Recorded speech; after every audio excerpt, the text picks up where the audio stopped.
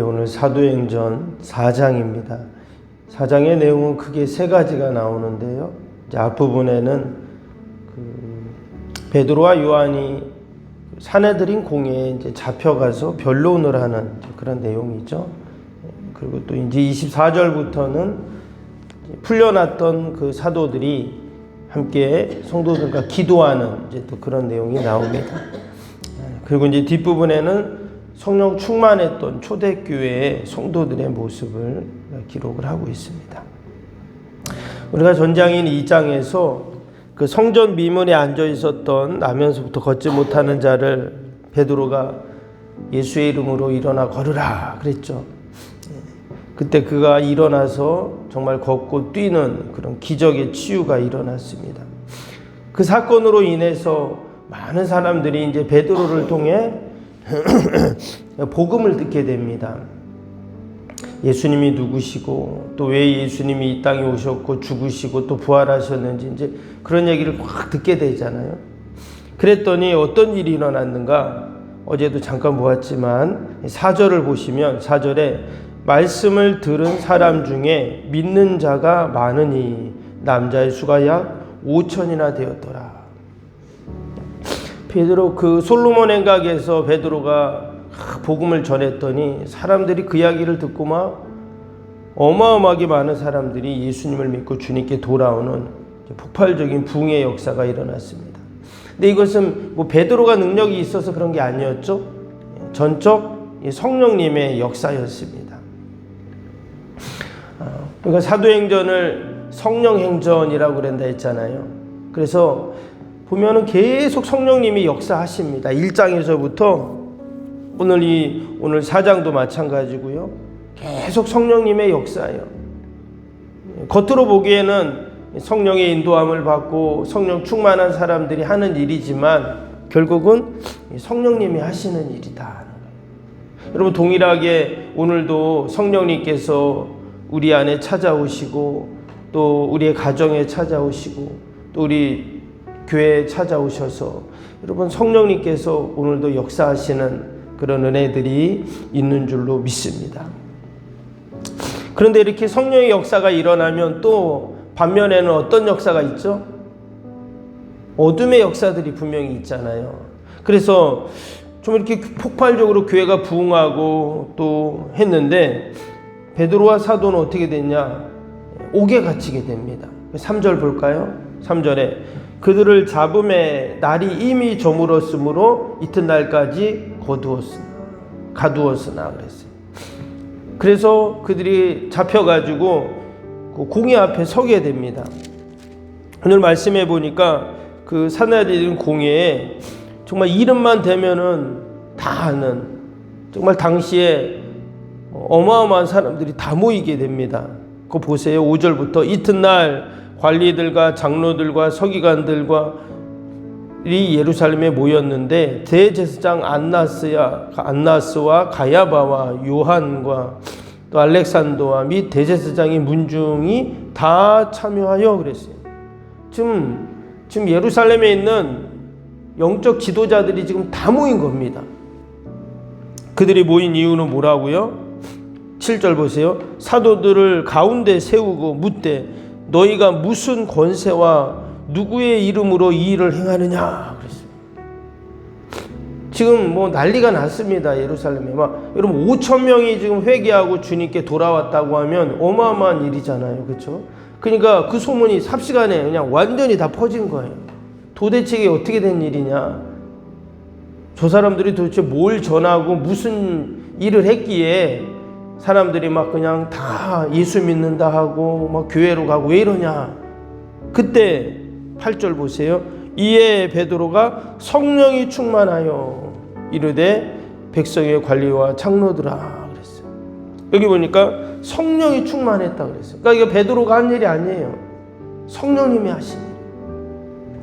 그리고 우리가 오늘도 성령님을 의지해야 하는 이유가 여기 있는 거예요. 베드로가 한 일이 아니라는 거예요. 내 힘으로 하고 내 능력으로 내 지식으로 경험으로 하는 것은 한계가 있잖아요. 근데 우리가 성령님 의지하면 결국 성령께서 우리를 뛰어넘는, 나의 한계를 뛰어넘는 이런 그러한 역사들을 반드시 이루실 줄로 믿습니다. 근데 말씀드린 것처럼 이처럼 성령의 역사가 일어나면 꼭 이 어둠의 영, 사단마귀의 역사들이 또 일어난다는 거예요. 그래서 그 공회 앞에서 이제 막 신문을 받잖아요. 그래서 병자도 고치죠, 복음도 전하죠, 교회도 부흥하죠. 이 칭찬받을 일이잖아요. 그런데 그들 옥에 가두고 신문하고 위협하고 협박합니다. 17절 18절 보시면 이것이 민간에 더 퍼지지 못하게, 그러니까 복음을 전하지 못하게 그들을 위협하여 이후에는 이 이름으로 아무에게도 말하지 말게 하자 하고 그들을 불러 경고하고 도무지 예수의 이름으로 말하지도 말고 가르치지도 말라. 이게 사단마귀 어둠의 세력이 있다는 증거입니다. 예수 이름도 말하지 말고 가르치지도 말고. 사단마귀가 하는 일이 뭐죠? 어떻게 하든지 복음이 전해지지 못하게 하고 예수 이름이 선포되지 못하게 하는 게 이제 사단마귀가 하는 일이죠. 그러나 이 베드로와 사도들은 어떻게 했냐? 더 당당하게 복음을 전하죠. 19절 20절 보면 베드로와 요한이 대답하여 이르되 하나님 앞에서 너희의 말을 듣는 것이 하나님 말씀을 듣는 것보다 옳은가 판단하라. 우리는 보고 들은 것을 말하지 아니할 수 없다 하니. 얼마나 당당하고 담대한지 모릅니다. 지금 이 공회는 유대 사회의 어마어마한 권력들, 조직이 다 이렇게 모인 거예요. 그런데 지금 베드로와 사도들은 어떤 사람들입니까? 갈릴리 어부들이잖아요.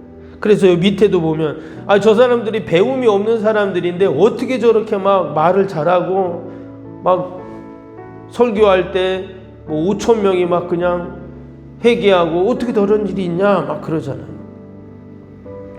지금 여기 모인 이 공회의 사람들과는 비교할 수 없는 정말 그러한 사도들입니다. 당시 헤롯 왕 또 로마 제국 이 공회를 함부로 못했어요. 그 정도로 대단한 권력을 갖고 있는 자들이었지만 세상적으로 보면 그런 거죠. 그러나 우리에게는 어떤 권세가 있습니까? 하늘과 땅의 모든 권세를 가지신 이런 그 주님이 우리와 함께 하시기 때문에 우리가 오늘도 염려하고 두려워하고 걱정하는 것이 아니라 다 주님께 맡기고 믿음으로 우리가 이 영적인 싸움을 늘 승리해야 할 줄로 믿습니다. 오늘 베드로와 요한은 8절에 보니까 베드로가 성령이 충만하여 그랬어요. 결국은 성령 충만이 딴 게 없습니다. 우리가 성령 충만하면 어떤 어려움도 염려도 걱정도 여러분 다 우리가 이겨나갈 줄로 믿습니다. 이 옥에서 풀려나온 이 베드로와 또 다른 사도들이 어디로 갑니까? 보면은 성도들이 있는, 지금으로 치면 교회로 간 겁니다. 그래서 24절부터 보면 이제 기도 내용이 쫙 나오거든요. 가가지고 함께 기도하기 시작하는 거예요. 왜냐? 지금 핍박이 있잖아요. 예수 이름도 전하지 못하게 하고 이제 막, 근데 5장에 가면 또 복음 전하다 또 공회에 또 잡혀갑니다. 그런데 여기 보니까 그들이 지금 기도하기 시작하거든요. 기도하기 시작하니까 막 담대함이 생기고 또 하나님이 막 용기를 주시고 또 막 믿음을 더해 주십니다. 그래서 우리가 1장에서 계속 읽었지만 사도행전은요 성령의 역사이기도 하면서 또 하나는 기도의 역사예요. 그래서 1장부터 계속 뭐가 나오냐면 기도와 관련된 내용이 나옵니다. 1장에 그 마가의 다락방에서 어떻게 했죠? 110명의 성도들이 오로지 기도했잖아요. 또 2장에서는 오순절날 또 막 기도할 때 성령님이 임했거든요. 그리고 3장에서는 베드로와 요한이 기도하러 성전에 갔다가 거기서 이 나면서부터 걷지 못한 자를 그 치유하는 그 기적이 일어났죠. 보면은 지금 계속 옥에서 풀려난 사도들이 또 함께 모여서 기도하는 내용이 나오고, 그래서 이 사도행전은 다른 말로 하면 또 기도행전이다 이렇게 말할 수가 있어요. 여러분 오늘도 저와 여러분이 지금 기도의 자리에 있습니다. 결국 우리가 기도의 자리에 있을 때 그것이 승리의 자리가 되고 또 그것이 성령의 자리가 되고 또 축복의 자리가 되는 줄로 믿습니다. 오늘도 저와 여러분이 함께 기도할 때 하나님께서 반드시 우리의 모든 아픔, 어려움들 여러분 다 이기게 하시고 승리케 하실 줄로 믿습니다. 오늘도 우리 주신 말씀 생각하면서 우리 금요일 기도 함께 기도하도록 하겠습니다. 금요일 기도입니다. 새 성전 건축을 통해 주님의 지상 명령을 수행하게 하옵소서. 아멘. 복음의 능력으로 사람을 살리고 세우는 거룩한 공동체로 쓰임받게 하옵소서. 아멘. 선교 구제 봉사 섬김이 새로운 공간을 통해 역동적으로 펼쳐지게 하옵소서. 아멘. 사도행전을 꿈꾸고 이루는 위대한 교회로 세워지고 쓰임받게 하옵소서. 아멘. 성도들의 간절한 기도와 눈물의 헌신으로 든든히 서가는 교회가 되게 하옵소서. 아멘. 주일을 온전히 성수하며 온전한 11조헌금을 드리는 성도가 되게 하옵소서. 아멘. 교회 모든 일꾼들이 성령과 지혜와 믿음과 은혜가 충만하게 하옵소서. 아멘. 온 성도들의 마음과 생각이 하나 되어 건축 과정에 큰 힘이 되게 하옵소서. 아멘. 온 성도들이 교회에 대한 사랑과 긍지로 새 성전 건축을 이루어 가게 하옵소서.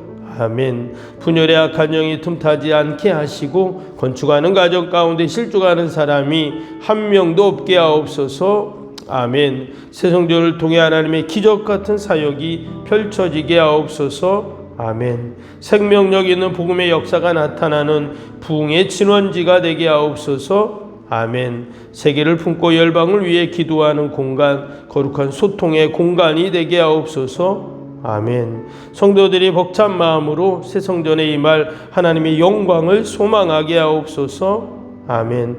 하나님의 꿈과 비전이 아름답게 펼쳐지는 것을 다 함께 누리게 하옵소서. 아멘. 예수님의 이름으로 기도합니다.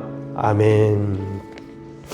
사랑과 은혜가 충만하신 하나님 아버지, 베드로와 사도들이 예수님을 전하고 복음을 전했더니 감옥에 gat혔습니다.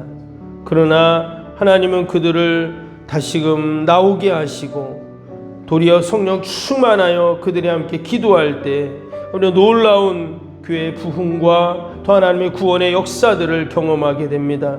하나님, 오늘도 우리가 언제나 있어야 할 자리는 기도의 자리인 줄로 믿습니다. 오늘도 우리가 함께 기도할 때 하나님 용기를 주시고 믿음을 더하시고 성령의 충만함을 더하시고 하나님의 구원의 역사를 이루실 줄로 믿사오니 오늘도 우리에게 힘을 더하여 주시고 믿음의 믿음을 더하여 주옵소서. 아버지, 추운 날씨에 우리 어르신들 건강 잃지 않게 하시고 우리 병사인 환우들 또 연로하신 어르신들 또 감기 몸살로 힘들어하는 성도들 다 보살피셔서 늘 강건케 하나님 함께하여 주옵소서. 우리가 새벽마다 올려드리는 새 성전 건축의 기도가 다 하늘에 상달되고 하나님께서 다 응답하실 줄로 믿습니다. 기도에는 이런 종류가 날 수 없다 하셨사오니 우리가 함께 또 나라 민족과 교회와 이웃과 살아가는 자녀들 다 올려드리오니 하나님 돌보시고 선하게 인도하여 주옵소서. 감사하며 예수님의 이름으로 기도하옵나이다. 아멘. 하늘에 계신 우리 아버지, 아버지의 이름을 거룩하게 하시며 아버지의 나라가 오게 하시며 아버지의 뜻이 하늘에서와 같이 땅에서도 이루어지게 하소서. 오늘 우리에게 일용할 양식을 주시고 우리가 우리에게 잘못한 사람을 용서하여 준 것 같이 우리 죄를 용서하여 주시고 우리를 시험에 빠지지 않게 하시고 악에서 구하소서. 나라와 권능과 영광이 영원히 아버지의 것입니다. 아멘.